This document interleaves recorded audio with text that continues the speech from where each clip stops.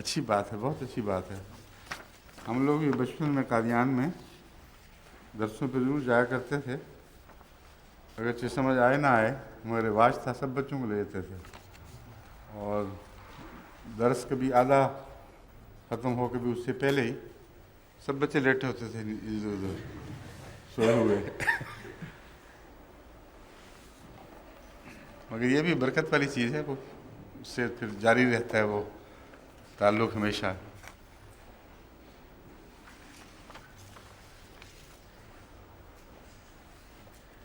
یہ تو اتوار کو اعوذ باللہ من الشیطان الرجیم، بسم اللہ الرحمن الرحیم۔ وَإِذْ أَخَذَ اللَّهُ مِيثَاقَ الَّذِينَ أُوتُوا الْكِتَابَ لَتُبَيِّنُنَّهُ لِلنَّاسِ وَلَا تَكْتُمُونَهُ فَنَبَذُوهُ وَرَاءَ ظُهُورِهِمْ وَاشْتَرَوْا بِهِ ثَمَنًا قَلِيلًا فَبِئْسَ مَا يَشْتَرُونَ۔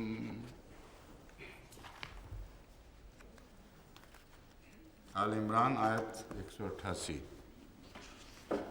ترجمہ اس کا یہ ہے کہ وہ وقت یاد رکھنے کے لائق ہے، اذ اخذ اللہ میثاق الذین، جب اللہ تعالیٰ نے ان لوگوں کا عہد لیا تھا ان سے جن کو پہلے کتاب دی گئی تھی۔ الذین پہلے کا لفظ نہیں ہے، اوتوا الکتاب جن کو کتاب دی گئی تھی۔ وہ عہد کیا تھا؟ لتبیننہ للناس، کہ تم اسے ضرور لوگوں کے اوپر کھول دو گے، اس کتاب کے مضامین کو یا اس کتاب کی تلاوت کو کھلم کھلا لوگوں کے سامنے پیش کرو گے۔ ولا تکتمونہ، اور نہ اس کے ظاہر کو چھپاؤ گے نہ اس کے باطن کو چھپاؤ گے۔ تبیننہ کا تقاضا ہے کہ تکتمونہ کا یہ ترجمہ کیا جائے۔ تبیننہ کا مطلب ہے اس طرح کھول کر بیان کرو گے کہ ہر بات سے پردہ اٹھا دو گے، اور کوئی ظاہری مطلب ہو یا لفظی عبارت ہو یا معنوی بات ہو، کسی پر پردہ ڈھانکنے کی کوشش نہیں کرو گے۔ یہ تبیننہ کے مفہوم میں داخل ہے۔ اس کی مزید تکرار، اس کا برعکس لفظ پیش کر کے فرمایا کہ یہ بھی کہا گیا ولا تکتمونہ، چھپانا کچھ نہیں ہے۔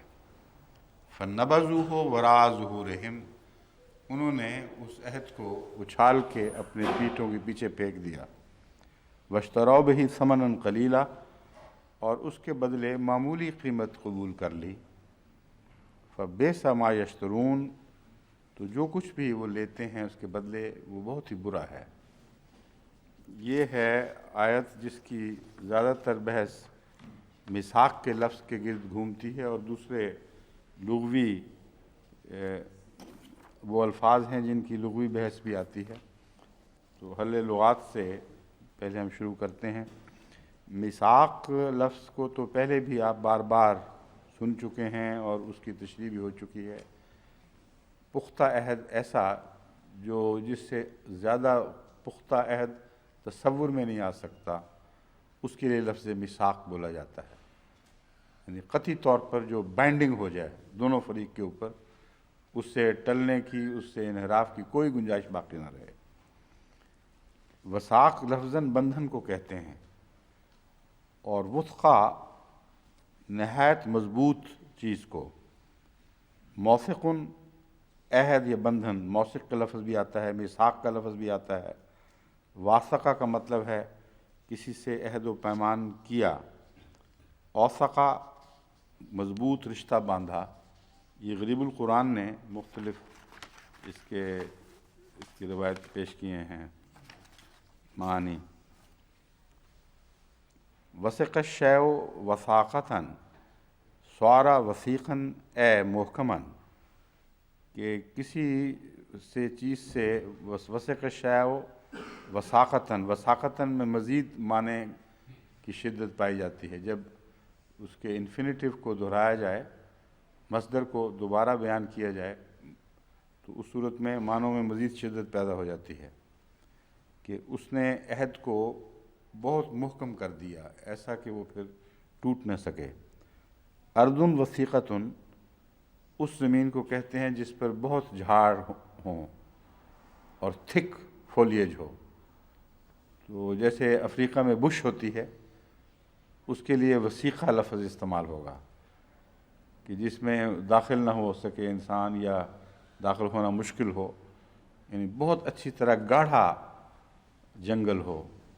تو وسیقتن کثیرت العشب، وہ زمین جو جھاڑیوں سے بھر کر اتنے قریب قریب جھاڑیاں ہوں کہ وہ گاڑھی ہو جائیں۔ وسق الشیء وثاقتاً، یہ وہی پہلے معنی ہیں، ارض وسیقتن کا معنی بیان کر چکا ہوں۔ ازا کا لفظ استعمال ہوا ہے اس آیت میں۔ ازا کے متعلق ترجمہ ہے کہ الشر الخفیف فإن زاد فهو ضرر۔ ازا سے مراد تھوڑی تکلیف ہے۔ شر تو عموماً فساد کے معنوں میں استعمال ہوتا ہے، اس لیے یہاں جو شر کا لفظ ہے وہ تکلیف کے معنوں میں ہے، فساد کے معنوں میں نہیں۔ الشر ارید بمن فی الارض بمن فی الارض، ہم ارادہ، پوری آیت کیا ہے وہ، وہاں بھی شر لفظ تکلیف پہنچانا، ضرر پہنچانا، یہ لفظ شر کے اندر ہے۔ جو زیادہ شدت ہو جائے تو پھر یہ ضرر ہو جاتا ہے، لیکن خفیف ہو تو اس کو ازا کے ساتھ یاد کرتے ہیں، لفظ ازا سے۔ قرآن کریم میں جو حیض کے متعلق لفظ استعمال ہوا ہے وہاں بھی لفظ ازا استعمال ہوا ہے کہ لوگ کہتے ہیں یہ حیض کیا ہے، یہ کوئی پلیدی نہیں ہے، کوئی ناپاک چیز نہیں ہے، یہ اذن ہے، ایک معمولی سی عورت کے لیے ایک تکلیف کا دور ہے، وہ اس سے گزرتی ہے، لیکن اس کو پلیدی یا ناپاکی نہ سمجھنا، یہ مفہوم ہے اصل میں، اور جب بڑھ جائے تو وہ ضرر ہو جاتا ہے۔ النبض، بے پرواہی سے پھینکنا، جیسا کہ میں نے کہا نا، کسی چیز کو ٹاس اوے یا چک اوے کرنا کہ کوئی ضرورت نہیں، یا ڈمپ کر دینا، اس کے لیے لفظ نبضہ استعمال ہوتا ہے۔ تو انہوں نے اس عہد کی قیمت کوئی نہ سمجھی، اسے انہوں نے یوں اٹھا کے پیچھے پھینک دیا کہ چھوڑو اس کو، کوئی فرق نہیں پڑتا۔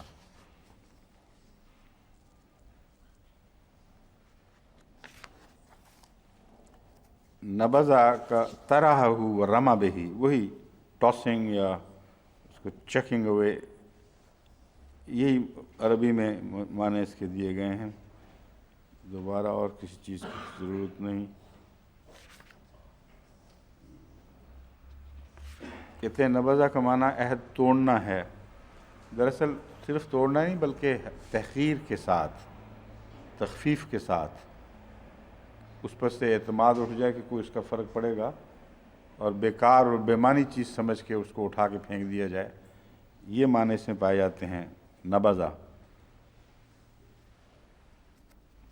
چنانچہ قرآن کریم نے جو اس کا یعنی متفرق جگہ پہ استعمال فرمایا ہے وہ سورہ طٰہٰ میں آیت 97 میں ہے، فَقَبَضْتُ قَبْضَةً مِّنْ أَثَرِ الرَّسُولِ فَنَبَذْتُهَا، یعنی سامری سے جب سوال کیا گیا کہ تم نے یہ کیا ظلم کیا ہے، یہ پیچھے جو بچڑا بنا لیا ہے، تو اس کے جواب میں اس نے کہا فَقَبَضْتُ قَبْضَةً مِّنْ أَثَرِ الرَّسُولِ، میں نے رسول کے نقش قدم سے ایک مٹھی بھری، فَنَبَذْتُهَا، تو اس کے بعد نبذتها کا ضمیر پھیری جاتی ہے، اس مٹھی کو میں نے، بعض لوگ یہ سمجھتے ہیں اس مٹھی کو بچھڑے پر پھینکا تو بچھڑا بول اٹھا، یہ مراد نہیں ہے۔ نبذتها سے مراد اپنا جو پہلا طریق تھا اس کو ترک کر دیا، جو ہدایت کی راہ تھی اس کو ترک کر دیا۔ اب یہ بحث اس تفصیلی مطالعہ سے سامنے آئے گی کہ ہا کی ضمیر میں کیا مراد ہو سکتی ہے، مگر عامۃ الناس میں جو ترجمے پیش کیے جاتے ہیں یا تفسیر، اس میں یہ بیان کیا جاتا ہے کہ سامری نے یہ کہا تھا کہ حضرت موسیٰ جن جگہوں پہ چلا کرتے تھے وہاں سے مٹی بھری خاک کی مٹھی لی اور وہ جو سونے کا بچڑا بنایا اس کے اوپر جب میں نے ڈالی تو اس خاک کی برکت سے وہ نبوت کرنے لگا. یعنی یہ بالکل ایک تماشا سا ترجمہ ہے جو اس طرح منسوب کیا جاتا ہے، مگر نبستھا جو ہے یہ وہی معنی ہے عہد شکنی کا معنی. اصل معنی یہی ہے کہ میں نے چونکہ موسیٰ کو سمجھا کہ یہ چلاکیاں نعوذ باللہ من ذالک یہ کرتا ہے حرکتیں، اور میں نے اندازہ لگایا کہ لوگوں کو خام خواہ خدا کی طرف منسوب کر کے باتیں بیان کرتا ہے اور وہ ان ہیلوں بہانوں سے وہ قابو آ جاتے ہیں. تو میں نے کہا میں کیوں نہ بناؤں، پھر یہ مراد ہے. اور اس کے نتیجے میں پھر میں نے ایک بچڑا بنایا، اس میں کوئی آلہ اس نے بنایا تھا ایسا جس سے آواز نکلتی تھی، اور لوگ سمجھتے تھے کہ یہ دیکھو یہ خدا ہے جو یہ خدائی صفات والا ایک وجود بول رہا ہے. وَإِمَّا تَخَافَنَّ مِن قَوْمٍ خِيَانَةً فَأَنبِذْ إِلَيْهِمْ عَلَى سَوَاءٍ. اللہ تعالیٰ فرماتا ہے پوری طرح عہدوں کی پابندی کرنی ہے، لیکن اگر کوئی قوم کسی قوم سے متعلق تم محسوس کرو کہ وہ خیانت سے کام لے رہی ہے تو ان سے اس کے مقابل پر ویسا ہی سلوک کرو جیسے وہ کر رہے ہیں. یہ عہد شکنی نہیں ہے بلکہ یہ عہدوں کی حفاظت کے لیے ضروری ہے کہ جو عہد شکن ہو اس کو اس کی عہد شکنی کا مزہ چکھایا جائے، مگر اتنا جتنا وہ عہد شکنی کرتا ہے جیسے جیسے آثار ظاہر ہوتے ہیں. بہت ہی اعلیٰ انصاف کی تعلیم ہے کہ عہد شکنی کے مطابق کے آثار دیکھ کر ان پر یلغار نہیں کر دینی.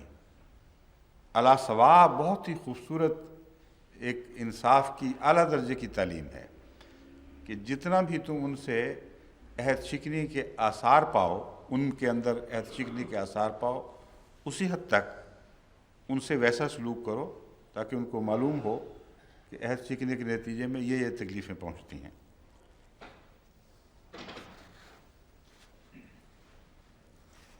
غریب القرآن فی لغات القرآن میں لکھا ہے کہ ان تبذہ کے ساتھ اگر من آ جائے تو علیحدہ ہونا مراد ہوتی ہے اس سے.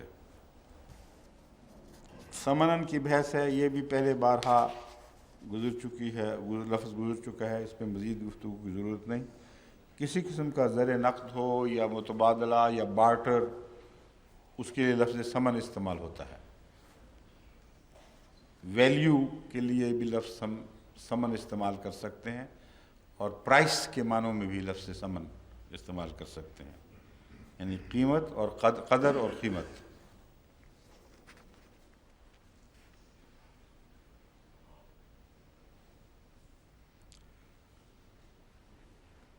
یہاں اس کا جو مادہ ہے وہ یہ بیان کیا گیا ہے کہ سمن 8ویں حصے کو کہتے ہیں، اور 8 حصوں میں سے ایک 8واں حصہ ہے وہ نا، ثامن 8واں. ثمانیت ازواج جو قرآن کریم میں آیا ہے وہ اسی سے لیا گیا ہے.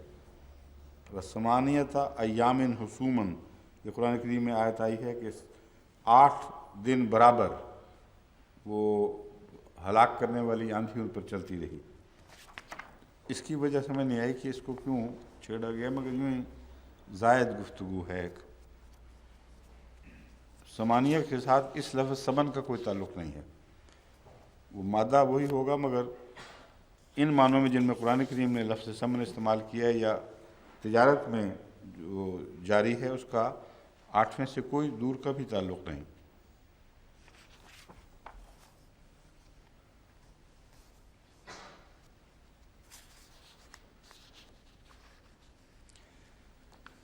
اب جہاں تک تفاسیر کا تعلق ہے، اصل بنیادی طور پر جو بحث اٹھتی ہے یہاں وہ یہ ہے کہ میثاق الذین اوتوا الکتابہ سے کیا مراد ہے. ہمیں پتہ ہے میثاق النبیین ہے ایک، اور ایک میثاق اہل کتاب ہے. یہ کون سا میثاق ہے جس میں یہ کہا گیا تھا کہ جو کچھ بھی تمہیں دیا گیا ہے اس کو چھپانا نہیں، اس کو خوب ظاہر کرنا ہے اور چھپانا نہیں۔ فَنَبَذُوهُ وَرَاءَ ظُهُورِهِمْ۔ اس سلسلے میں مفسرین دو حصوں میں بٹے ہوئے ہیں۔ ایک وہ جو یہ سمجھتے ہیں کہ یہاں کوئی ایسا معین عہد نہیں ہے جو لیا گیا ہو، ہمارے علم میں نہیں ہے، اس لیے معلوم ہوتا ہے کہ انبیاء جو تعلیم دیا کرتے تھے وہی تعلیم زور کے ساتھ بیان کرتے تھے اور نصیحت کیا کرتے تھے، اس کو چھپانا نہیں ہے۔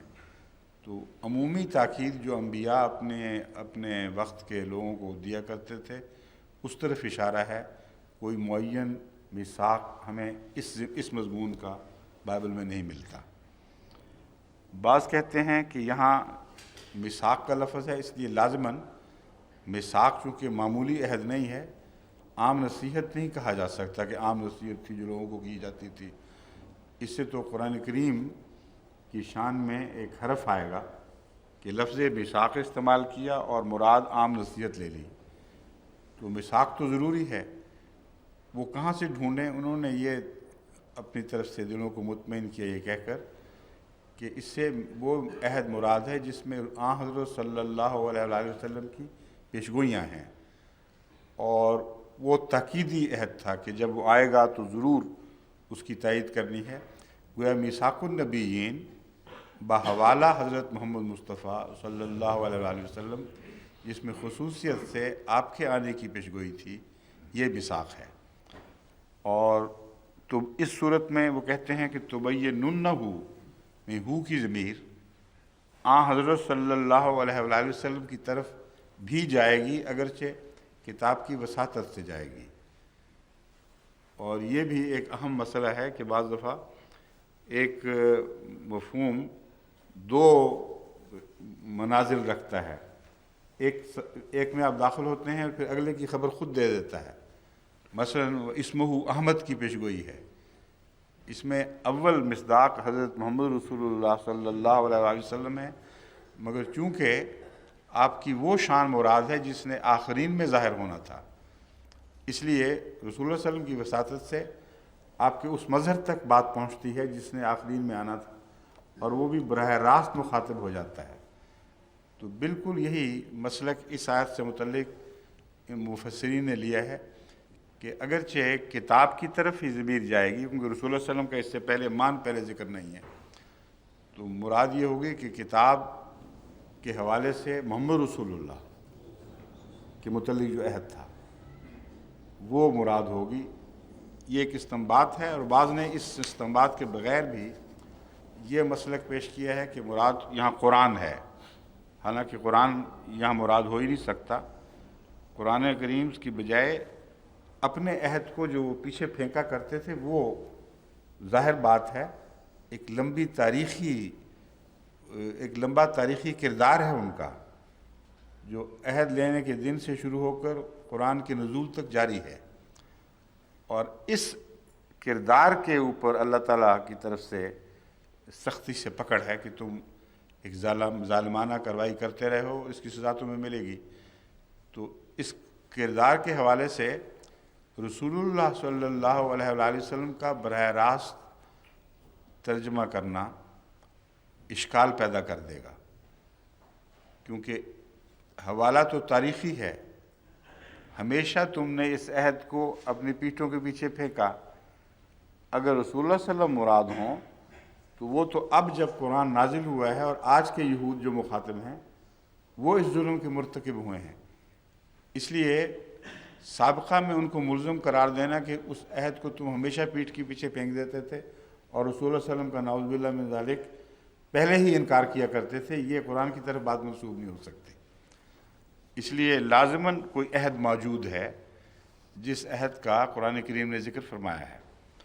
وہ عہد میں آپ کو بتاتا ہوں، کھلم کھلا بائبل میں موجود ہے، اور اتنا واضح ہے کہ اس کے بعد کسی اور اشارے کی ضرورت نہیں رہتی۔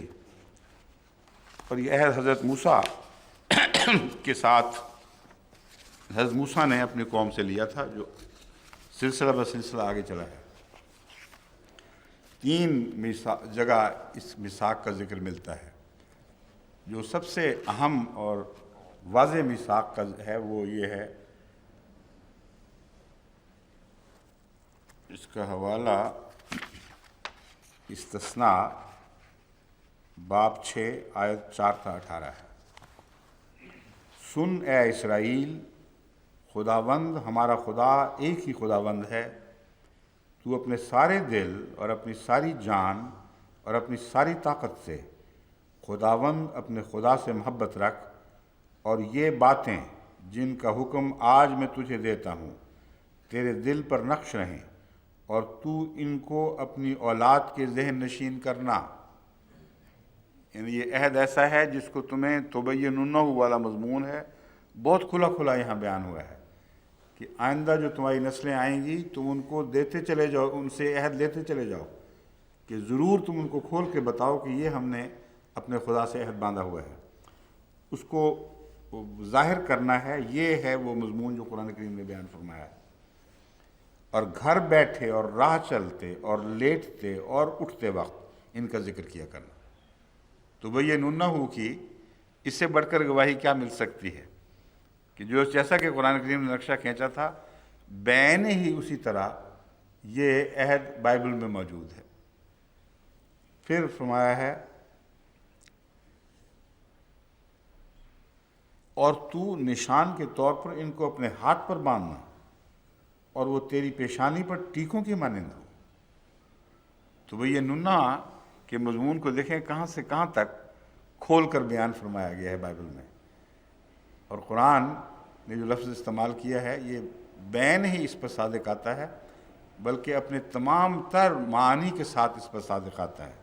کہتے ہیں اپنی پیشانی پر ٹیکے لگا لینا اس بات کے، اور تو ان کو اپنے گھر کی چوکھٹوں اور اپنے پھاٹکوں پر لکھنا، اور جب خداوند تیرا خدا تجھ کو اس ملک میں پہنچائے جسے تجھ کو دینے کی قسم اس نے تیرے باپ دادا ابراہیم اور اسحاق اور یعقوب سے کھائی، اور جب وہ تجھ کو بڑے بڑے اور اچھے اچھے شہر جن کو تو نے نہیں بنایا، اور اچھی اچھی چیزوں سے بھرے ہوئے گھر جن کو تو نے نہیں بھرا، اور کھودے کھدائے حوض جو تو نے نہیں کھودے، اور انگور کے باغ اور زیتون کے درخت جو تو نے نہیں لگائے، عنایت کرے، اور تو کھائے اور سیر ہو، تو ہوشیار رہنا، تو ایسا نہ ہو کہ تو خداوند کو جو تجھ کو ملک مصر یعنی غلامی کے گھر سے نکال لایا بھول جائے۔ تو خداوند اپنے خدا کا خوف ماننا اور اس کی عبادت کرنا اور اس کے نام کی قسم کھانا، تم اور معبودوں کی یعنی ان قوموں کے معبودوں کی جو تمہارے پاس آتی رہتی ہیں پیروی نہ کرنا، کیونکہ خداوند خدا تیرے خدا جو تیرے درمیان ہے، خداوند خدا تیرے خدا جو تیرے درمیان ہے غیور خدا ہے۔ سو ایسا نہ ہو کہ خداوند تیرے خدا کا غضب تجھ پر بھڑکے اور وہ تجھ کو روئے زمین پر سے فنا کر دے۔ تم خداوند اپنے خدا کو مت آزمانا جیسا کہ تم نے اسے کہاں آزمایا تھا، یہ کیا لفظ ہے؟ مسہ میں آزمایا تھا۔ تم جاں فشانی سے خداوند اپنے خدا کے حکموں اور شہادتوں اور آئین کو جو اس نے تجھ کو فرمائے ہیں ماننا، اور تو وہی کرنا جو خداوند کی نظر میں درست اور اچھا ہے تاکہ تیرا بھلا ہو۔ یہ وہ جو قوانین حضرت موسیٰ کو اللہ تعالیٰ نے عطا فرمائے ہیں، یہ ہے وہ پوری تعلیم جس تعلیم سے متعلق ان سے عہد لیا گیا تھا کہ اس کو خوب کھول کر ظاہر کرنا ہے اور کوئی چھپانے کی گنجائش باقی نہ رہے۔ بس یہ ہے حکموں اور شہادتوں اور آئین کو، اس میں وہ ساری چیزیں آ گئی ہیں جن کے متعلق قرآن انہیں ملزم کرتا ہے اور مجرم ثابت کرتا ہے کہ اس عہد کے باوجود تم نے حکموں کو بھی چھپایا ہے، آئین کو بھی چھپایا ہے اور شہادتوں کو بھی چھپایا ہے۔ بس شہادتوں کا لفظ بتاتا ہے کہ اس میں وہ عہد بھی آ جاتے ہیں جو آئندہ انبیاء سے متعلق باندھے گئے تھے، صرف حضرت صلی اللہ علیہ وآلہ وسلم سے متعلق نہیں بلکہ حضرت عیسیٰ سے متعلق بھی۔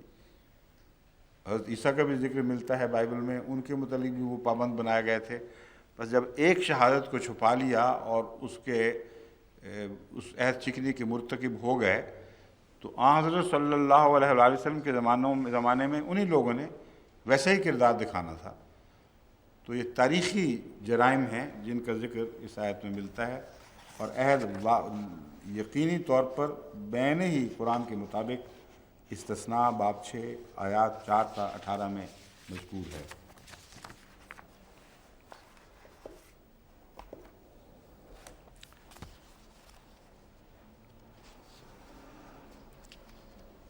یہاں تک اب ان کی عہد شکنی میں جو یہ 3 باتیں ہیں، ان میں سے ایک کی مثال یہ دیتا ہوں کہ احکام کو وہ جان بوجھ کر اپنے فوائد کے لیے چھپا لیا کرتے تھے۔ ایک حضرت صلی اللہ علیہ وسلم کی خدمت میں ایک مجرم مرد اور عورت پیش ہوئے جو یہودی تھے، اور ان کی سزا بائبل کی روح سے حضرت صلی اللہ علیہ وسلم نے جاری فرمانی تھی۔ آپ نے فیصلہ کیا کہ یہ جرم ایسا ہے جس کا تمہاری شریعت سے تعلق ہے، اس لیے میری شریعت نہیں بلکہ تمہاری شریعت ان پر جاری ہوگی۔ آج کل جو مسائل ہیں شریعت کے نفاذ کے، اس میں یہ بہت ہی رہنما حدیث ہے جو بخاری کتاب التفسیر سے لی گئی ہے۔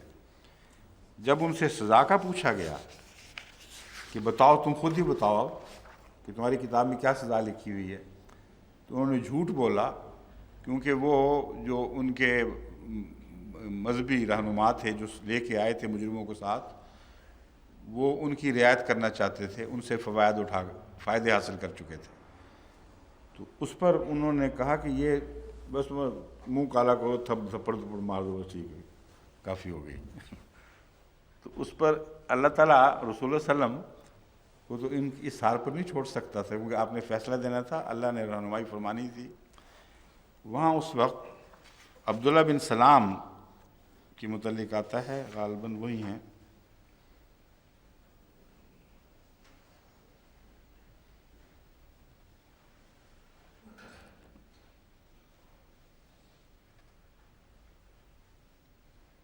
عبداللہ بن سلام ہی ہیں، وہ وہاں موجود تھے اور وہ بڑے عالم تھے، یہودیوں سے وہ مسلمان ہوئے تھے۔ انہوں نے کہا، اے یہودیوں، تم جھوٹ بول رہے ہو، تورات میں اس کی یہ سزا لکھی ہوئی ہے، لاؤ تورات، ابھی میں تمہیں دکھاتا ہوں۔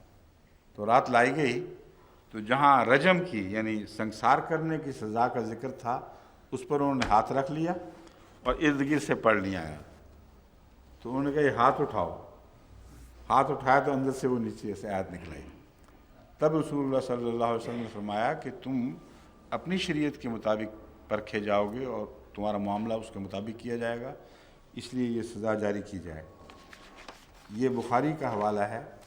تو قرآن جو میں نے حوالہ آپ کے سامنے پڑھ کے سنایا تھا، اس میں وہ سارے مضامین آ گئے ہیں دراصل آخر پہ جو توجہ طلب ہیں، کہ شہادتوں کو بھی نہیں چھپانا، حکموں کو بھی نہیں چھپانا، اور آئین کو جو ہے اس کو بھی نہیں چھپانا۔ شہادت سے مراد روزمرہ کی شہادت بھی ہے، لیکن سب سے بڑی شہادت آنے والے انبیاء کی شہادت ہے، اور وہ پہلے بھی چھپاتے رہے ہیں اور بعد میں بھی چھپایا۔ حضرت موسیٰ کے بعد بکثرت ایسے انبیاء گزرے ہیں جن کو تکلیف پہنچائی ہے اس وقت کے علماء نے، اور ان کے حق میں شہادتوں کو چھپایا گیا ہے، تکلیفیں پہنچائی گئی ہیں، بائبل ان کے ذکر سے بھری ہوئی ہے۔ بس قرآن کریم کی یہ گواہی قطعیت کے ساتھ اپنے تمام پہلوؤں سے بائبل اور تاریخ کے حوالے سے درست ثابت ہوتی ہے۔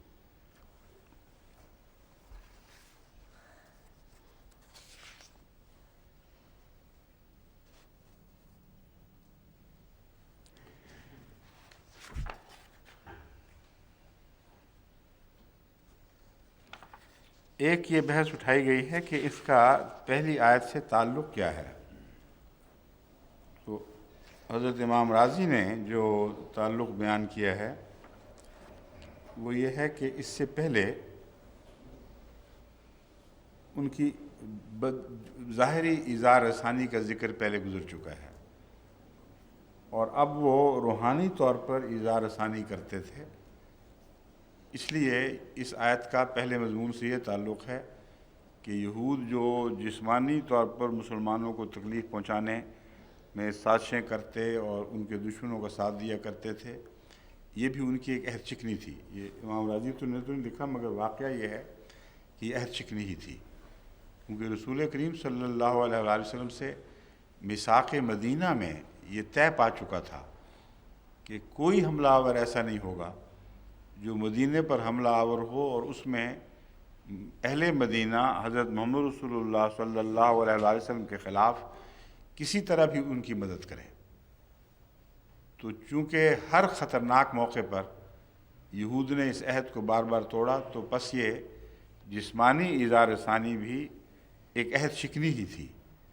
تو یہ دو تعلق بن جاتے ہیں اس مضمون سے، روحانی طور پر بھی وہ ایذا پہنچائیں گے اور پہنچاتے ہیں، اور وہاں بھی عہد شکنی کرتے ہیں۔ بس حضرت امام راضی کا یہ جو نقطہ ہے یہ بہت اہم اور درست ہے، یہ تعلق بنتا ہے۔ جہاں تک عہد لینے کا تعلق ہے، کیونکہ بائبل کا وہ حوالہ ان کے سامنے نہیں آیا، اس لیے انہوں نے بھی وہ عمومی جواب دیا ہے کہ خدا نے یہ عہد انبیاء کے ذریعے لیا تھا، اس طرح کہ سب انبیاء نے اپنی امت کو ہر کام اور ہر فرض کے دلائل بتا دیے تھے۔ اب دلائل بتانا نہیں ہے، بلکہ واقعتاً موسیٰ کے ذریعے معین عہد لیا گیا ہے۔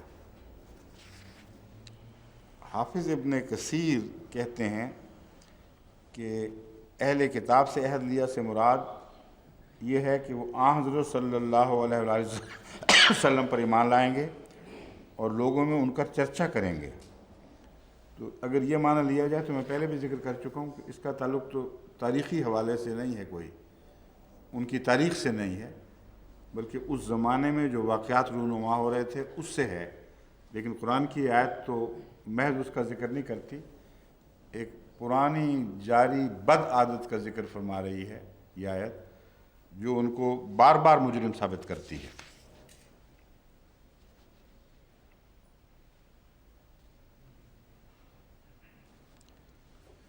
اکثر دوسرے مفسرین جو اس گروہ سے تعلق رکھتے ہیں، بحر المحیط بھی ان تفسیروں کی فہرست میں شامل ہے، روح معانی میں بھی یہی معنی لیا گیا ہے۔ اور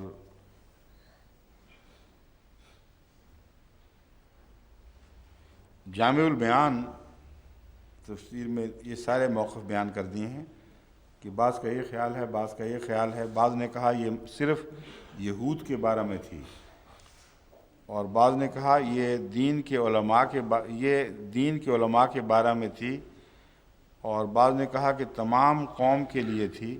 یہ اور پہلو سے بحث ہو رہی ہے کہ سارے یہودی اس میں پیش نظر ہیں یا ان کے علماء۔ تو اس پر بعض مفسرین کہتے ہیں کہ تمام قوم شامل ہے، ان کا سب کا رویہ اس میں ایک ہی طرح تھا۔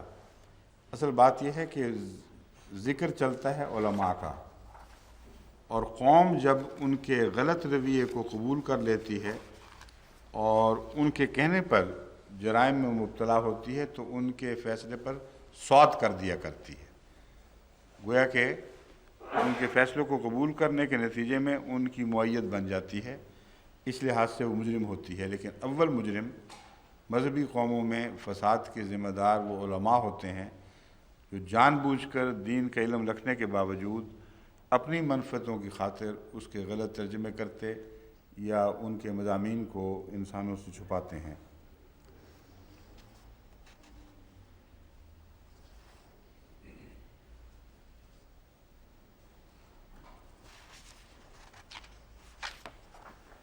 آگے سب وہی مضامین ہیں، ایک حوالوں کی بھرمار ہے، لیکن بات وہی ہے ہر جگہ۔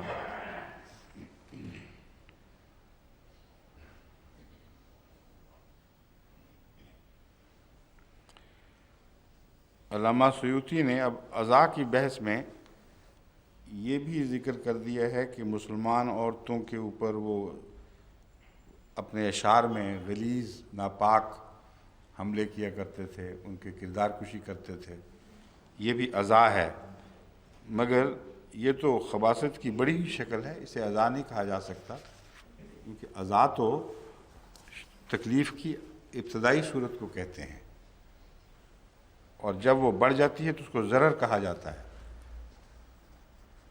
لیکن مفسرین نے جہاں تک ان کا ذہن کام کرتا رہا کئی معنی نکالنے کی کوشش کی ہے۔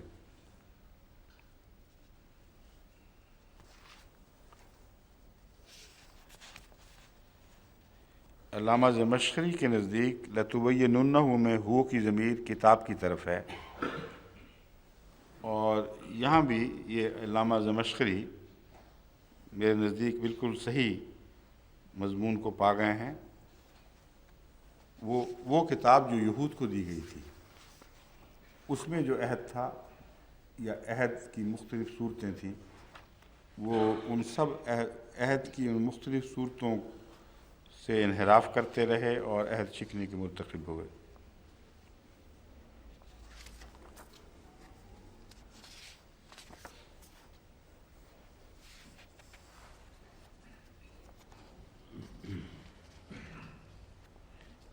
بحر محیط نے لکھا ہے کہ یہ بھی کہا گیا ہے کہ ضمیر ایمان بالرسول کی طرف لوٹتی ہے۔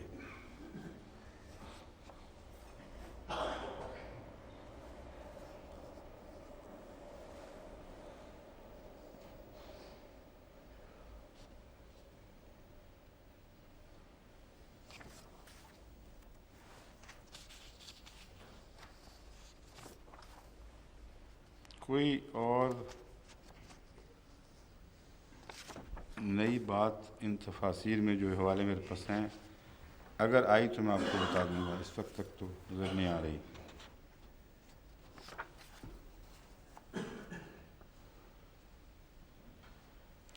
حضرت خلیفۃ المسیح اول رضی اللہ تعالیٰ عنہ نے وہی معنی لیا ہے جو میں بیان کر چکا ہوں کہ اللہ نے جب تم سے پختہ اقرار کتاب والوں سے لیا کہ اس کو بیان کیا کرو گے اور چھپاؤ گے نہیں، تو حضرت خلیفۃ المسیح اول کی نظر بھی اسی حوالے کی طرف ہوگی غالباً جو میں پڑھ چکا ہوں۔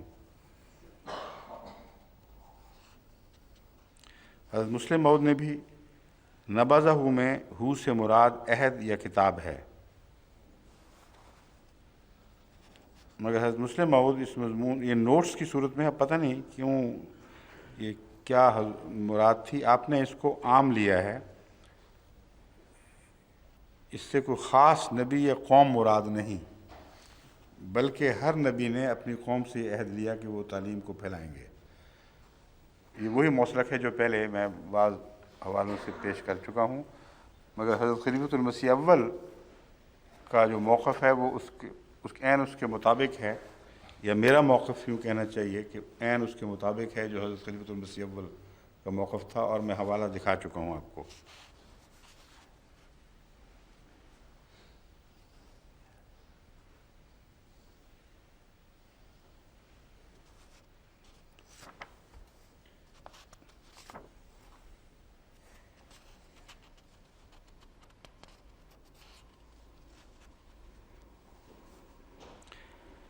ویری نے اس کو رسول اللہ صلی اللہ علیہ وسلم کی طرف جو پیشگوئیاں اشارے کر رہی تھیں اس کے حوالے سے پیش کر کے اس نے پھر اپنا جو عادت تھی وہ پوری کی ہے۔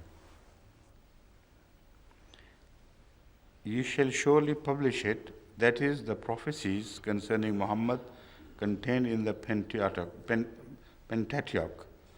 The claim set up here is virtually this, that the great burden of prophecy was the advent of Muhammad, just as Christians regard the spirit of prophecy to be the testimony of God to Jesus as the Christ. It would appear from this passage that Muhammad, consciously or unconsciously, being deceived by designing converts from Judaism, had conceived that the prophecies of the Old Testament concerning the coming one related to him. اب یہ دیکھیں نا کس چلاکی سے یہ پھر حملے کی طرح باندھتا ہے۔ اول تو معنی وہ ایک منسوب کر لیے جو بعض مفسرین نے ایک امکانی معنی کے طور پر پیش کیے ہیں، اور وہ کوئی اہل اسلام کا کوئی متفق موقف نہیں ہے۔ جیسا کہ میں نے بیان کیا ہے، پرانے عہد سارے شامل ہیں اس میں، ان میں وہ آنے والے انبیاء کی، جس میں دوسرے انبیاء بھی شامل ہیں، ان کی شہادت دینے کا جز بھی داخل ہے۔ یہ اگر ہو تو اس پر پھر وہ اعتراض نہیں کر سکتا، اس لیے جان کر یہ لوگ وہ معنی اخذ کر لیتے ہیں جن پر پھر حملہ کرنے کے لیے ان کے پاس گنجائش نکل آتی ہے۔ تو کہتا ہے کہ اور پھر کہانی یہ بنائی ہے کیونکہ پہلے ہی دل میں یقین لیے بیٹھا ہے کہ رسول اللہ صلی اللہ علیہ وسلم نعوذ باللہ من ذالک اپنی طرف سے باتیں کھڑا کرتے تھے، تو سوال یہ پیدا ہوتا ہے کہ آپ کو علم کیسے ہوا بائبل کا پھر، اور ایسے گہری باتیں بائبل کے متعلق کہ یہ بھی تھا وہ بھی تھا، یہ حضرت کو اتنا گہرا علم کیسے ہو گیا جو آج کل اس زمانے میں جو لوگ سن رہے ہیں عیسائی ملکوں میں بیٹھے ہوئے ہیں ان کو بھی نہیں پتہ، بلکہ مسلمان مفسرین کی نسلیں گزری، بہت کئی نسلیں گزر چکی، ان کا اس حوالے کی طرف ذہن نہیں گیا جو موجود تھا، اور قرآن کریم اس کو کھول کے بیان کر رہا ہے۔ یہ احساس کمتری ہے ان مغربی مستشرقین کا، جو پھر ان کے لیے بہانے تلاش کرنے کی طرف اکساتا ہے ان کو۔ تو وہ کہتا ہے کہ دراصل یہ جو بات تھی یہ عبداللہ بن ابی بن حضرت عبداللہ بن سلام جیسے یہودیوں نے حضرت صلی اللہ علیہ وسلم پر ایمان لا کر ان کو ورغلاتے ہوئے بائبل کی وہ باتیں بیان کیں جو اور مقصد کی خاطر تھیں، یعنی عیسیٰ کی پیشگوئیاں تھیں، اور ان کو رسول اللہ صلی اللہ علیہ وسلم کو یقین دلا دیا کہ یہ آپ کے متعلق ہیں۔ یہ ایسا استدلال ہے جو اپنی ذات میں ٹکڑے ٹکڑے ہوا ہے پہلے ہی۔ عبداللہ بن سلام ایمان کیوں لائے تھے اور یہود کی جماعت کو اور طاقتور جماعت کو چھوڑ کر اپنے سارے رشتے توڑ کر رسول اللہ صلی اللہ علیہ وسلم کی خدمت میں حاضر کیوں ہوئے تھے؟ اگر ان کو بائبل سکھا کر دھوکے میں شامل ہونا تھا۔ عبداللہ بن سلام کا تو جو رویہ ہے وہ انتہائی اطاعت گزار کامل خادم کا رویہ ہے، جو رسول اللہ علیہ وسلم کے عشق میں سب دنیا و معافیہ سے بے خبر ہو گئے تھے۔ بس یہ جو اس کا کہنا ہے کہ وہ ان کو کہتے تھے، پھر رسول اللہ صلی اللہ علیہ وسلم کے متعلق ایک تھوڑا سا اس نے یہ پہلی دفعہ یہ امکان چھوڑا ہے کہ شاید جان بوجھ کر نہ کیا ہو۔ کہتا ہے کانشیسلی اور انکانشیسلی، مگر انکانشیسلی کی گنجائش یہاں ہے ہی کوئی نہیں۔ اگر دنیا والے سے سن کر یہ کیا تھا تو انکانشیس کا کیا مطلب ہوا؟ پھر تو پتہ تھا کہ غلط بات ہے، میں بنا رہا ہوں، مجھ پہ نہ وحی نازل ہوئی نہ کچھ، اور ایک یہودی سے میں نے بات سنی ہے، میں آگے چلا رہا ہوں۔ تو یہ ساری فرضی کہانی اس نے خود بنائی ہے، خود گھڑی ہے، اور واقعات اس کو جھٹلاتے ہیں۔ اور وہ حوالہ جو میں نے ابھی آپ کے سامنے رکھا ہے، جو اس غالباً اس کے پیش نظر ہے، وہ حوالہ بتا رہا ہے کہ رسول کریم صلی اللہ علیہ وسلم کا یعنی قرآن میں جو ذکر ہے، رسول اللہ علیہ وسلم کی طرف نہیں، خدا کا جو اعلان قرآن میں ہے وہ پہلے ہے، اور عبداللہ بن سلام کی مداخلت اور مدد کرنا بعد میں ہے۔ وہ آیت نازل ہو چکی تھی، اس آیت کی روشنی میں رسول کریم صلی اللہ علیہ وسلم یہود کے فیصلے کیا کرتے تھے، اور یہ باتیں ان کی طرف سے رونما ہو رہی تھیں۔ اس ضمن میں ایک موقع پر عبداللہ بن سلام بھی موجود تھے، تو ایک جاری شہادتوں کا سلسلہ موجود تھا، یعنی قرآن کریم اس سے پہلے یہ بیان دے بیٹھا ہے۔ پھر عبداللہ بن سلام کا یہودی کو پکڑنا یہ تائید غیبی تو ہے اللہ تعالیٰ کی طرف سے، مگر یہ جاہلانہ استنباط کہ اس وجہ سے آپ کو پتہ چلا کہ بائبل میں کیا احکام ہیں، اور وہ احکام اپنی طرف سے بنا کر قرآن میں بیان کر دیے، حالانکہ جس حکم کا بیان ہے اس کا قرآن کریم میں ذکر ہی نہیں۔ لطف کی بات یہ ہے کہ اس موقع پر عبداللہ بن سلام نے جو بات بیان کی ہے وہ تو ذکر ہی نہیں ہے قرآن کریم میں۔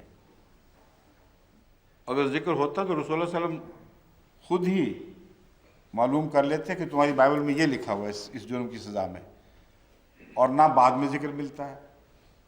اس لیے سارا قصہ ہی فرضی ہے، ایک جھوٹ پر دوسرے جھوٹ کو قائم کیا، دوسرے پر تیسرے کو، یہ ان کا طریق ہے رسول اللہ صلی اللہ علیہ وسلم پر حملے کرنے کا۔ آپ کو اس سے متنبہ رہنا چاہیے۔ اب مونٹگومری واٹ کا ایک حوالہ ہے،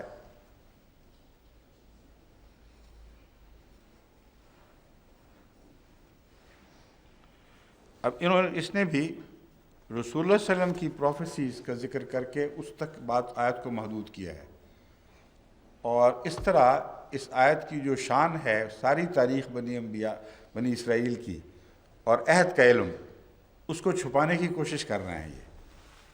کیونکہ اگر یہ تسلیم کر لیں تو پھر قرآن کریم کے حق میں یہ خود گواہ بن جائیں گے کہ ایسی ایسی باتوں کا قرآن کو علم ہے جس کا اس زمانے کے علماء کو بھی پتہ نہیں تھا، آج بھی اکثر کو پتہ نہیں.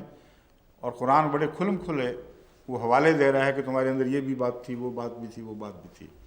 یہ اس طرح یہ بددیانتی کرتے ہیں، یہ الزام نہیں ہے ان لوگوں پر. یہی مونٹگومری واٹ صاحب ہیں جنہوں نے جماعت احمدیہ کا بھی ذکر کیا ہوا ہے. وہ حوالہ کہاں ہے؟ میر مسعود احمد صاحب نے بھجوایا نا یہ حوالہ. اچھا سعود صاحب ہیں، ہمارے مولود صاحب مرحوم کے بھائی جو ہیں. سعود معروف تو وہی ہیں تاریخ والے ہیں. اچھا سعود احمد خان لکھا کرتے ہیں، یہاں وہ نہیں ہے. تو کوئی غیر معروف سعود ہیں. ناصر آباد کہاں؟ اچھا ربا کے. یہ جو بھی ہیں انہوں نے اچھا حوالہ دیا ہے.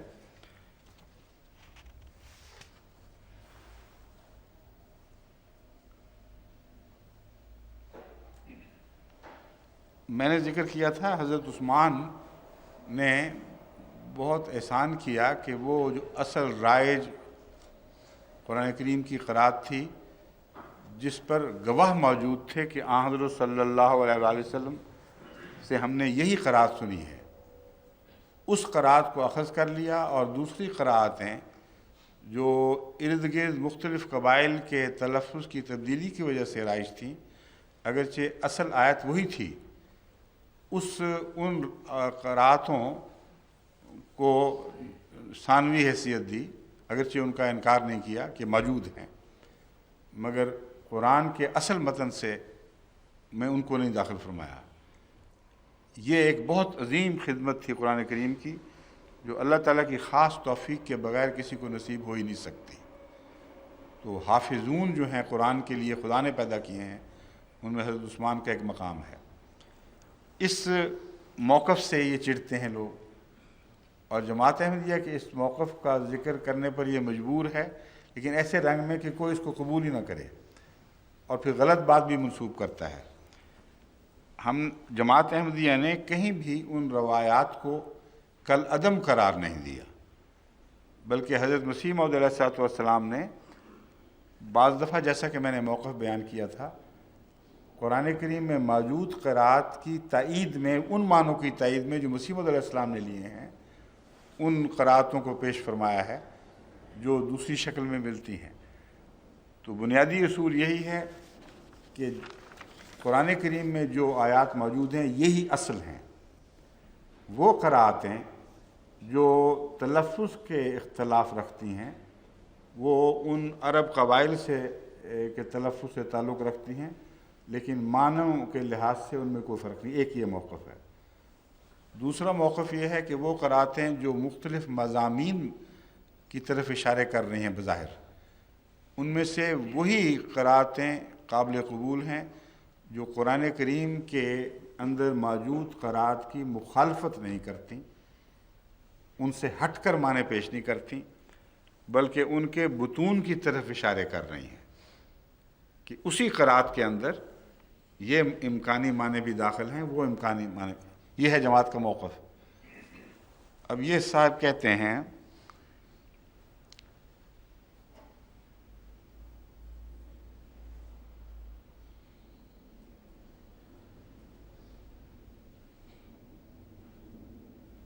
the existence of variants, however, has been found inconvenient, especially in modern times. کہ ذرا مسلمان بے چین ہوتے ہیں، نئے حملوں کے جواب دینے میں مشکل پیش آتی ہے. The ordinary Muslim is mostly unaware of the existence of the 7 sets of readings and the modern heretical sect.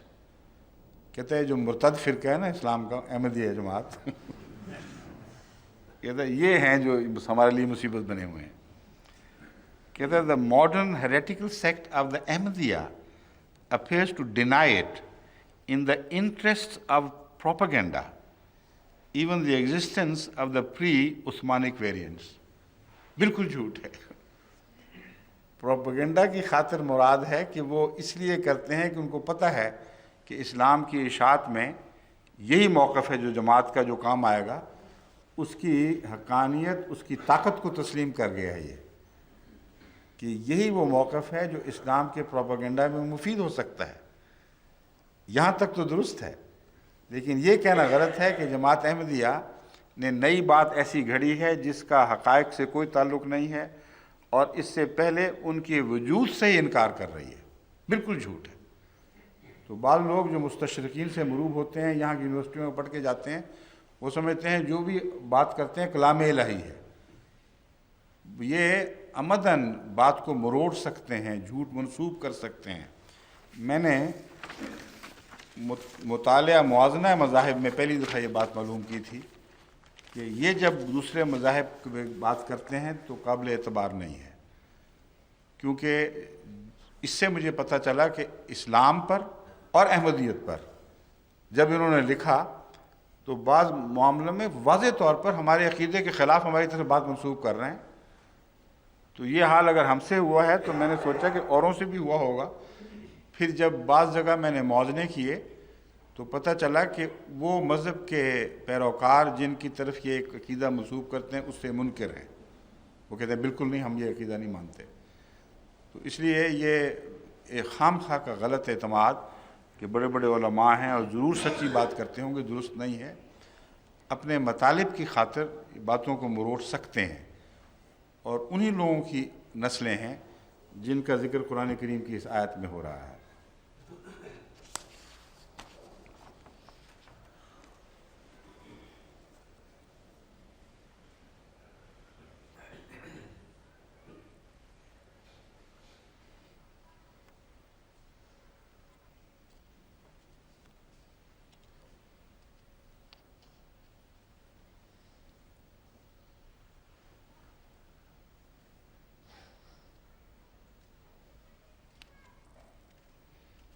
یہ بیل نے کبھی کبھی یہ بات سچی کہا جاتا ہے، جو یہ بات درست لکھی ہے کہ اس سے مراد جو سیلنگ ہے آیات کی، اس سے مراد یہ نہیں ہے کہ باقاعدہ سودا کر کے وہ بیچا کرتے تھے، بلکہ معمولی فوائد حاصل کرنے کے لیے کہیں دوستی کا نباہ ہو گیا، کہیں منہ ملحظے ہوئے، کہیں تھوڑے سے منفعت بھی مل گئی۔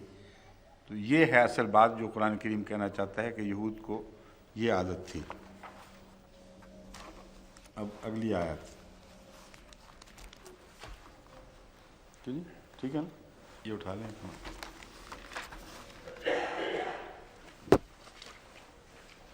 یہ بہوالا ہے، ہاں۔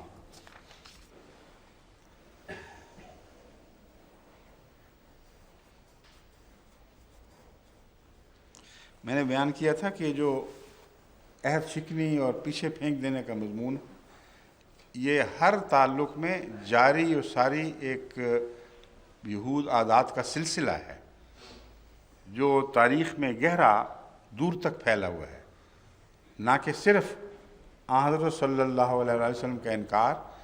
اس انکار پر یہ سلسلہ منتج ہوا ہے، اپنی منتہا کو پہنچا ہے، یہ مراد ہے۔ اس کی تائید سورہ البقرہ آیت 101 102 کرتی ہے، 102 کرتی ہے۔ اَوَكُلَّمَا عَاهَدُوا عَهْدًا نَبَذَهُ فَرِيقٌ مِّنْهُمْ، کیا یہ انہوں نے طریق اپنا رکھا ہے؟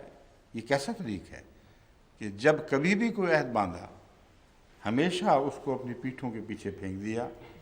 بل اکثرہم لا یؤمنون، بلکہ ان میں سے اکثر ایسے ہیں جو ایمان نہیں لاتے یا نہیں لائیں گے۔ وَلَمَّا جَاءَهُمْ رُسُولٌ مِّنْ عِنْدِ اللَّهِ، جب کبھی بھی ان کے پاس اللہ کی طرف سے رسول آیا، مصدق لما بین معہم، جو تصدیق کیا کرتا تھا اس بات کی جو ان رسولوں کے سامنے تھی، یعنی خدا کی طرف سے تائید یافتہ حوالے جو پہلی کتب کے ذکر ملتے تھے ان کا مؤید ہوا کرتا تھا۔ نبذ فریق من الذین اوتوا الکتاب کتاب اللہ وراء ظہورہم، تو وہ ان سب رسولوں سے یہی سلوک کیا کرتے تھے، کتاب کو پیچھے پھینکتے تھے، لیکن اپنے مقاصد کے لیے اور ان رسولوں کے انکار کی نیت سے اور ان کو تنگ کرنے کے خیال سے وہ کتابوں کی تعلیم پر ہاتھ پھیر لیتے تھے۔ یہ ہے کتاب پیچھے پھینکنا۔ اور یہ ایک جاری دستور تھا، تو اسے صرف ایک وقت پر محدود کرنا درست نہیں ہے۔ لیکن اس آیت میں ایک ایسا اشارہ ملتا ہے کہ انبیاء سے مختلف وقتوں میں عہد ہوئے ہیں، اور ہو سکتا ہے اسی وجہ سے حضرت مسلم موعود نے انبیاء کی عمومی تعلیم اور اس تعلیم پر قوم کو قائم رہنے کی ہدایت کے مضمون کو اس آیت سے لیا ہے، اور میثاق میں اسی کی طرف اشارہ سمجھا ہے۔ اس میں یہ مضمون اپنی جگہ اپنے طور پر بیان ہوا ہے، لیکن عام عہد کو میثاق کے طور پر قرآن نہیں بیان کرتا، بلکہ غیر معمولی قوت کے ساتھ باندھا ہوا میثاق جو ہے اسی کو میثاق کہتا ہے۔ اور جیسا کہ میں نے اصل حوالہ پیش کر دیا ہے اور حضرت خلیفۃ المسیح اول کا تائیدی حوالہ بھی پیش کیا ہے، اس لیے یہ کہنا غلط نہیں ہے، اور میں اس پر کامل یقین سے قائم ہوں کہ میثاق جس کا قرآن اشارہ کر رہا ہے وہ حضرت موسیٰ نے جو اپنی قوم سے میثاق لیا تھا، جس میں یہ تمام تفاصیل آ گئی ہیں، وہی میثاق مراد ہے۔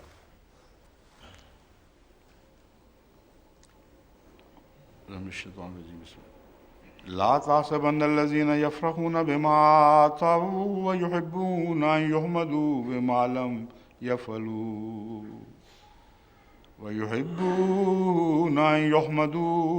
لم يفعلوا فلا تحسبنهم بمفازة من العذاب ولهم عذاب أليم۔ تو ان لوگوں کو یہ گمان نہ کر، یعنی میں پہلے یفرحون کا ذکر کرتا ہوں۔ لا تحسبن الذین یفرحون، وہ لوگ جو اپنے ان اعمال پر جو وہ لائے ہیں، بما عطاؤ سے مراد جو کرتوتیں کر رہے ہیں، جو کچھ پیش کر رہے ہیں، آگے بڑھا اپنے اعمال آگے بھیج رہے ہیں، یہ سارا معنی عطاؤ میں داخل ہے۔ بس جو کاروائیاں یہ کرتے ہیں یا کر چکے ہیں اور اس پر خوش ہوتے ہیں، ان پر کہ ہم نے کمال کر دیا ہے، ان کو یہ نہ خیال، ہاں ایک اور بھی ہے، ایک اور صفت یہ ہے وَيُحِبُّونَ أَن يُحْمَدُوا بِمَا لَمْ يَفْعَلُوا۔ ایک تو جو کچھ کرتے ہیں اس پر اترا رہے ہیں اور خوش ہو رہے ہیں، دوسرے بے حد شوق ہے کہ ان باتوں میں بھی ان کی تعریف کی جائے جو کی ہی نہیں انہوں نے، یعنی لوگوں کے کریڈٹ بھی اپنی طرف منسوب کرنا بھی ان کج خیال لوگوں کی عادت ہوا کرتی ہے۔ فلا تحسبنہم بمفازۃ من العذاب، یہاں لا تحسبنہ کے لفظ کے فعل کو دہرایا ہے۔ پہلی دفعہ جو لا تحسبنہ ہے اس کا کوئی جواب بظاہر نہیں آتا، لیکن فلا تحسبنہ کو دہرایا ہے، اس لیے یہاں میں اس کا ترجمہ اب کرتا ہوں۔ مراد یہ ہے کہ ہرگز گمان نہ کر اور ہرگز گمان نہ کر، یہ تکرار ہے، مراد ہے۔ پہلے ہرگز گمان نہ کر کے بعد ان کی بد کرداریوں کا ذکر فرما دیا، پھر نتیجہ نکالنے سے پہلے گمان نہ کر پر زور ڈالا ہے بڑی شدت کے ساتھ۔ فلا تحسبنہم بمفازۃ من العذاب، ہرگز یہ وہم بھی تمہارے دماغ میں نہ آئے کہ یہ عذاب سے بچائے جائیں گے، عذاب سے محفوظ رکھے جائیں گے۔ وَلَهُمْ عَذَابٌ أَلِيمٌ، ان کے لیے دردناک عذاب مقدر ہے۔ یہ ہے اس آیت کریمہ کا ترجمہ۔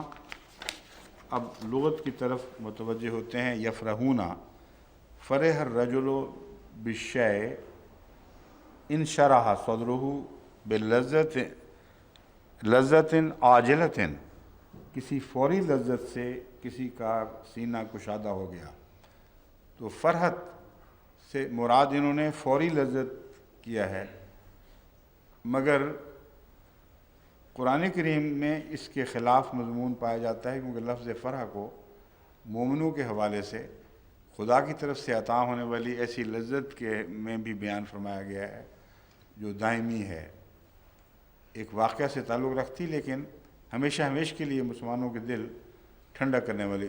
یوم یفرح المومنون، آج کے دن یہ وہ وقت ہے جب مسلمان فرح محسوس کریں گے، ان کے سینے کشادہ ہو جائیں گے۔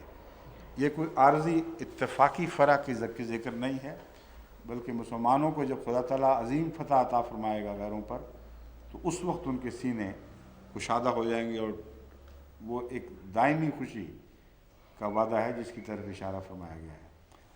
مگر فرح کا لفظ ناپسندیدہ معنوں میں بھی آتا ہے، اور اگر ان معنوں میں لیا جائے تو پھر غالباً عارضی لذت کے معنی اس میں پائے جائیں گے۔ الفرح نقید الحزن، نقید الحزن، حزن کا برعکس مضمون فرح میں ہے، ایک یہ بھی معنی بیان کیا گیا ہے۔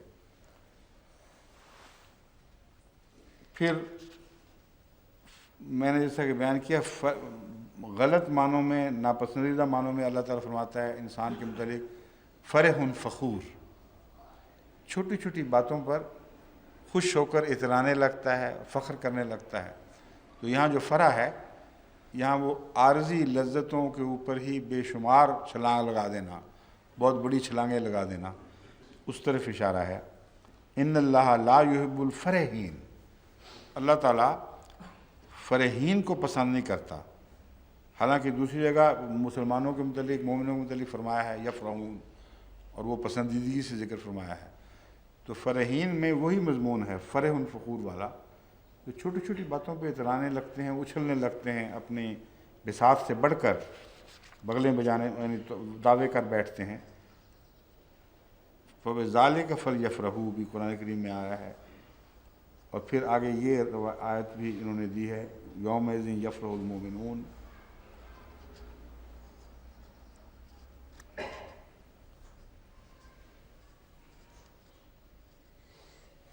اچھا، مفرحون کا ایک اور معنی ہے لغت میں، قرض سے دبا ہوا انسان۔ حدیث میں ہے لا یترک فی الاسلام مفرح، اسلام میں قرض سے دبا ہوا کوئی نہ چھوڑا جائے۔ افراح خوشی حاصل کرنے اور خوشی کے ازالہ دونوں کے لیے استعمال ہوتا ہے، یعنی یہ وہ لفظ ہے جو ازداد پر آتا ہے، یعنی جو ایک دوسرے کے متقابل اور نقیض معنوں کے لیے دونوں میں استعمال ہوتا ہے۔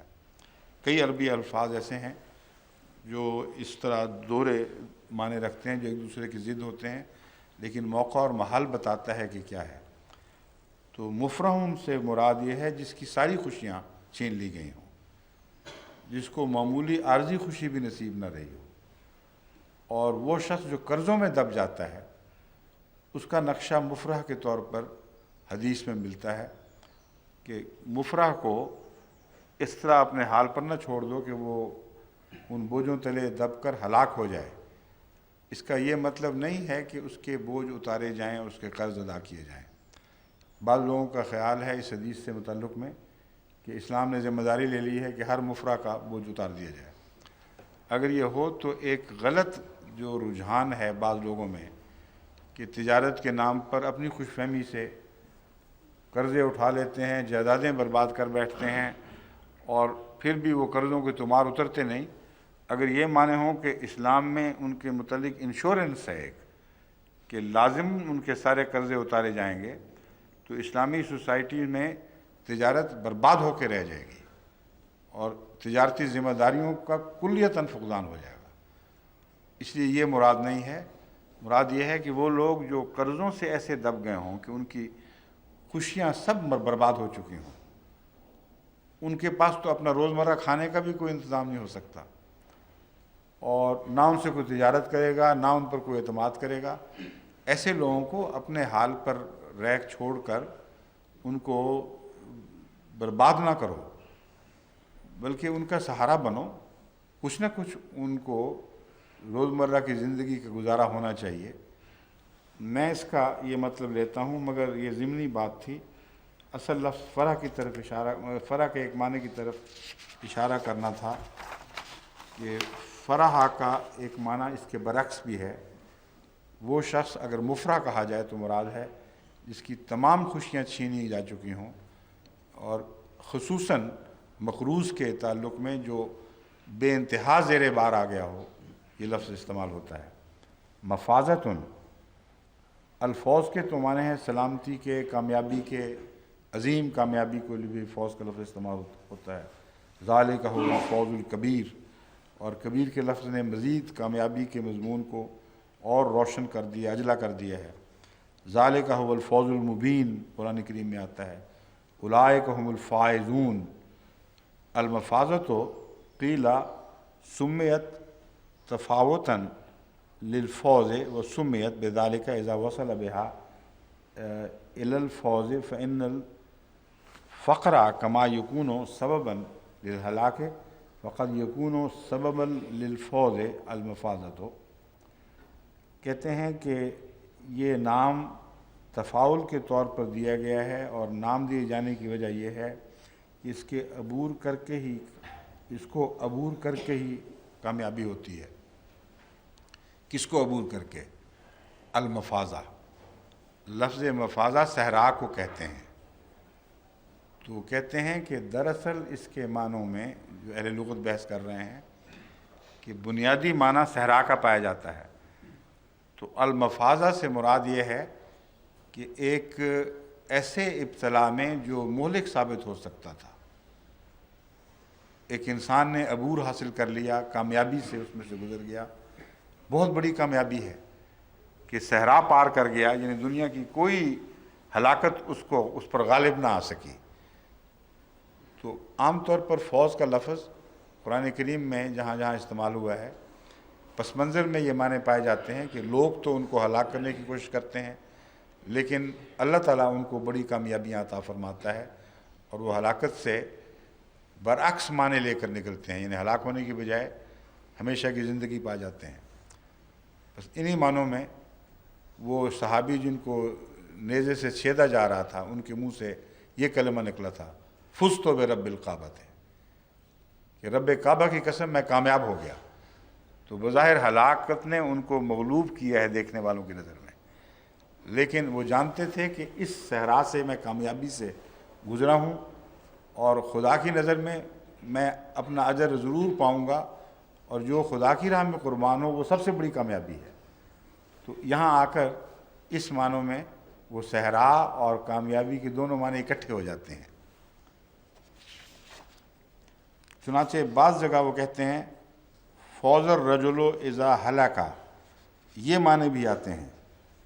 فازہ کا مطلب تو ہے کہ وہ کامیاب ہو گیا، لیکن واو کے ساتھ جب فوزہ استعمال کریں گے، فوز الرجل، یعنی وہاں فوز الرجل تھا، فوز الرجل ہے ہلاکت، لیکن فوز الرجل کا مطلب ہے وہ ہلاک ہو گیا، حالانکہ لفظ وہی ہے، یعنی وہ صحرا میں مارا گیا، اس سے پار نہیں اتر سکا۔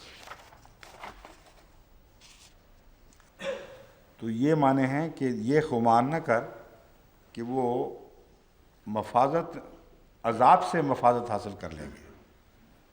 ان کا جو عذاب ہے جو خدا نے مقدر کیا ہے وہ ان کو گھیر لے گا، ان کو مغلوب کر دے گا، اس میں سے کامیابی سے اپنے وجود کو بچا کر نہیں نکل سکیں گے۔ اقرب الموارد نے بھی مفازہ کا معنی دیا ہے ایسا الفلات جہاں کوئی پانی نہ ہو، لا ما فیہا۔ دوسرے معنی دیے ہیں ہلاکت کا مقام۔ پھر اقرب الموارد نے نجات کا مقام اور کامیابی کا مقام بھی اسی لفظ مفازہ کو بیان کیا ہے۔ وہ جنگل جس میں پانی نہ ہو، یہ بھی معنی ہے۔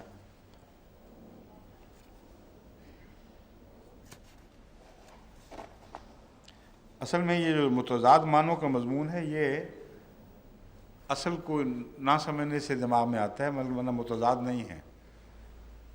فاز کا مطلب ایک لک و دک صحرا کو جس میں پانی نہ ہو عبور کرنا ہے۔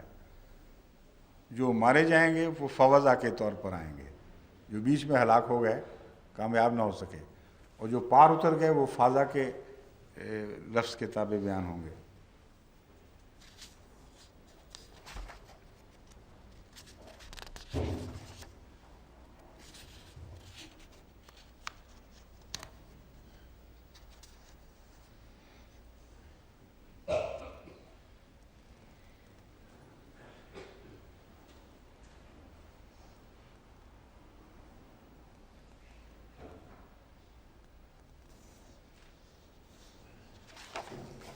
یہ واقعی اکثر روایتیں وہی ہیں جو روایت پوچھنا، اہل کتاب سے بات پوچھنا اور ان کا چھپانا وغیرہ، ان کے تذکروں سے بہت سی ہماری تفسیریں بھری پڑی ہیں۔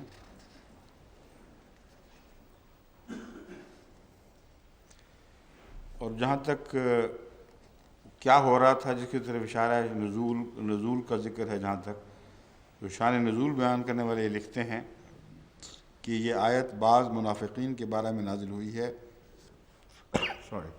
جب رسول اللہ صلی اللہ علیہ وسلم کسی غزوہ کے لیے نکلتے تو بعض منافقین پیچھے رہ جاتے اور وہ اپنے پیچھے رہ جانے پر بڑے خوش ہوتے۔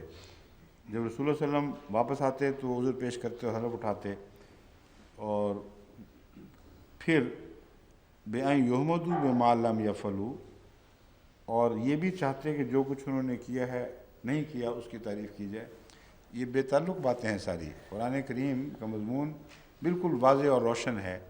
اہل کتاب جن کے اندر بعض کجیاں پائی جاتی ہیں، ان کجیوں کے نفسیاتی الجھاؤ کا ذکر ہے کہ جب یہ کجیاں پائی جائیں تو نفسیاتی الجھنیں ایسے لوگوں کو ان تعریف کا ایسا طلبگار بنا دیتی ہے، اس کی ایسی بھوک دلوں میں پیدا کر دیتی ہے کہ جو کچھ نہیں کیا وہ بھی پھر چاہتے ہیں کہ اس کی بھی تعریف کی جائے۔ اور یہ اگلا قدم ہے بیماری کا۔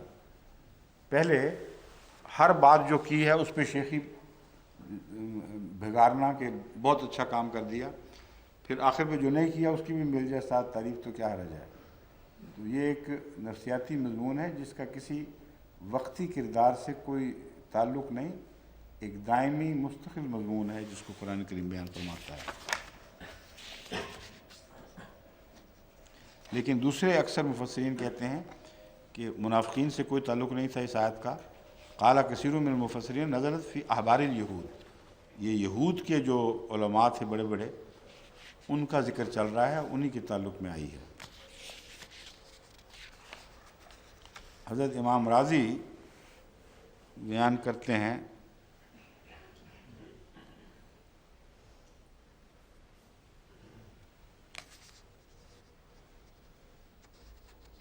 وہ ساری باتیں جو پہلے گزر چکی ہیں انہی کا اعادہ ہے، اس میں کوئی نئی بات نہیں۔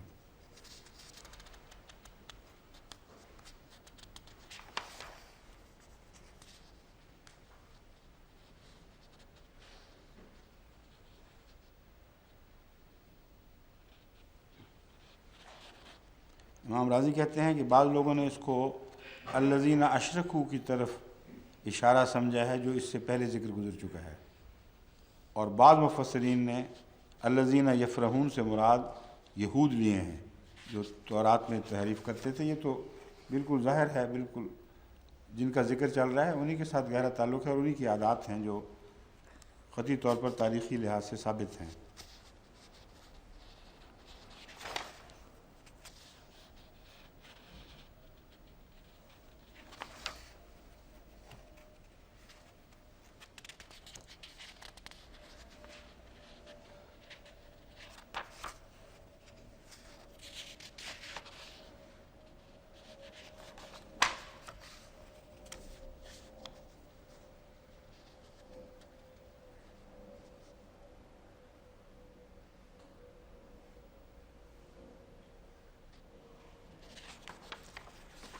سیل اس معاملے میں وہی مسلک اختیار کرتا ہے جو درست جائز مسلک ہے کہ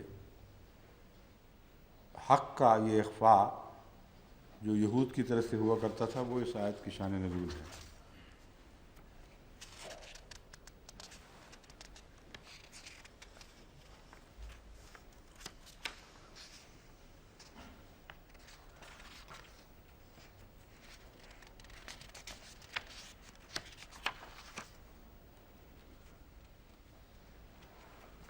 بیل کیا کہتا ہے؟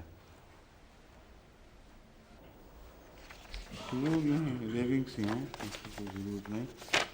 اس لیے میں ایک اگلی آیت میں شروع کرنے سے پہلے یہ میں سمجھانا چاہتا ہوں، یہ جو بنیادی بیماری بیان فرمائی ہے یہ صرف یہود سے خاص نہیں ہے، یہ بگڑے ہوئے اخلاق کی قوموں میں عموماً ملتی ہے۔ اور یہ ایسی ایک بیماری ہے جو روحانی ہلاکت پر بھی منتج ہو سکتی ہے۔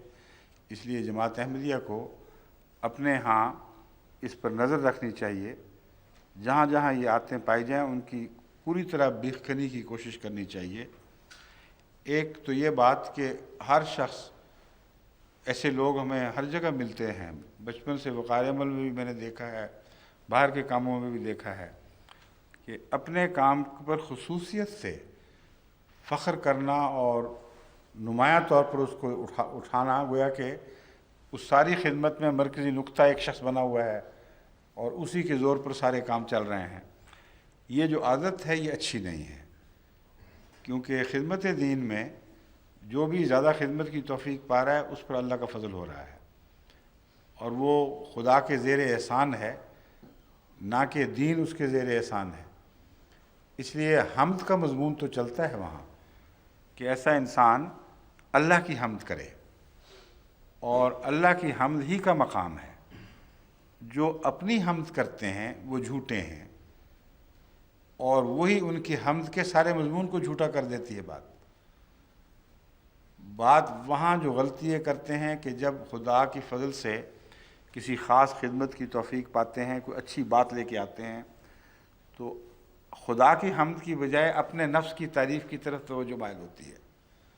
بہت خوش تو اچھلتے ہیں کہ ہم نے یہ کام کر دیا، ہم نے یہ کام کر دیا، اور جب یہ عادت ان کی پختہ ہوتی ہے تو اس عادت سے ایک اور عادت بچہ لیتی ہے۔ خدا کی حمد سے غافل ہوئے ہیں تو جھوٹ کی وجہ سے، اور جھوٹی حمد میں بھی پھر مبتلا ہوتے ہیں، اس سے بھی اور کوئی نہیں۔ تو اپنے لیے حمد کا مضمون باندھنے میں پھر کوئی اور محسوس نہیں کرتے۔ اپنے سے کچھ نہیں بنا تو چلو غیر نے جو کچھ کیا وہی اپنے نام لگا لو۔ اور یہ عادت بھی روزمرہ کی زندگی میں ہمیں بہت سے لوگوں میں نظر آتی ہے، اور میں یہ نہیں کہہ سکتا اب تک کہ جماعت اس سے کلیتاً پاک ہے، کیونکہ یہ عادت مذہبی تعلق میں نہ صحیح، روزمرہ کی عام چھوٹی باتوں میں معمولی سمجھی جا رہی ہے اور ہے بہت خطرناک۔ اس لیے قرآن کریم نے جہاں یہود کی ہلاکت کے ضمن میں نفسیاتی تجزیے پیش کیے ہیں، ان سے سبق لے کر اپنی اخلاقی تربیت میں ہمیں مدد حاصل کرنی چاہیے، اور اس چیز کو سخت ناپسند کرنا چاہیے کہ کسی خدمت دین میں کوئی اپنے آپ کو اتنا اچھالے کہ میں ہی میں ہوں، اور فرح فخور بن جائے، اور پھر جہاں بھی لوگ کسی کے کام کو اپنی طرف منسوب کرتے ہیں، یہ بہت ہی مہلک بات ہے اور بہت باریک گناہ ہے جو ہماری ہر سطح میں کسی نہ کسی رنگ میں داخل ہوتا ہے۔ یہ کوئی دور کی بات نہیں ہے کہ یہودی تاریخ میں تلاش کریں۔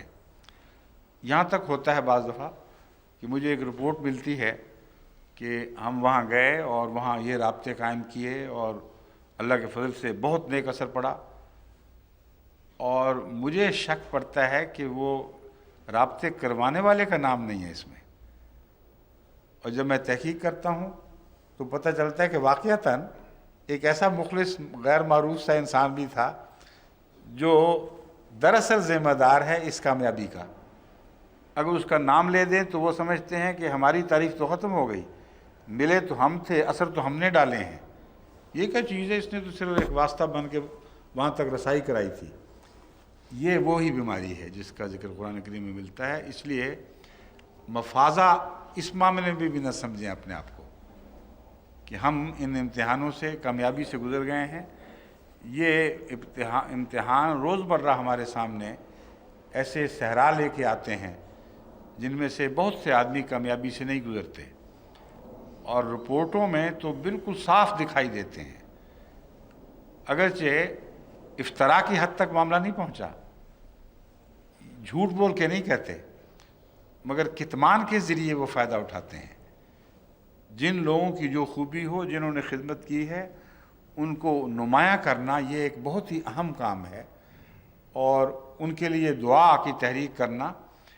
ایسے لوگ جو ان کے واسطے سے فیض پاتے ہیں اور خدمت کی توفیق یا زیادہ خدمت کی توفیق پا لیتے ہیں، یہ ان کے برعکس کوئی بات نہیں ہے، بلکہ اگر وہ ایسا کریں تو ان کی شان اور بھی بلند ہوگی، کیونکہ جو لوگوں سے فائدہ اٹھا کر نیک کام کرتا ہے اور اس کو عمدگی سے کرتا ہے، اس کا اپنا ایک کریڈٹ ہے جو کوئی اس سے چھین نہیں سکتا، لیکن اگر وہ بیان کر دے کہ کون ذریعہ بنا تھا تو اس کا مرتبہ اونچا ہوتا ہے بنسبت کم ہونے کے۔